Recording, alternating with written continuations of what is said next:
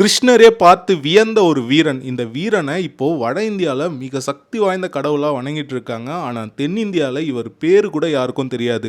இவர் யார் அப்படின்னு கேட்டீங்கன்னா, பீமனுடைய பேரனான பார்பாரிகன். இவரிடம் 3 அம்புகள் இருந்தது. இந்த 3 அம்பை வைத்தே இவர் போரை நிறைவு பண்ணிடுவாரு. அந்த அளவுக்கு சக்தி வாய்ந்தவர். ஆனா ஒரு நிபந்தனையோட மகாபாரத போருக்கு வராரு. பலவீனமான பக்கத்துக்கு தான் நான் உதவுவேன் அப்படின்னு. இதை கேட்ட கிருஷ்ணர், இந்த வீரன் போர்க்களத்துல இருந்தா போருடைய சமநிலையே குலைந்துடும். இதனால என்ன பண்றாருன்னா, இந்த பார்பாரிகனுடைய தலைய தானமா கேட்கிறாரு. பார்பாரிகனும் எந்த தயக்கமும் இல்லாம தன் தலைய அர்ப்பணிக்கிறாரு. கிருஷ்ணர் கேட்டதுனால தன் தலையே கொடுத்த இவர், பக்தர்கள் கேட்டா என்ன வேணா கொடுப்பாருன்றதுனால மிக சக்தி வாய்ந்த, கேட்டதை கொடுக்கும் தெய்வமா இந்த காட்டு ஷாம்ஜி இருக்காருங்க.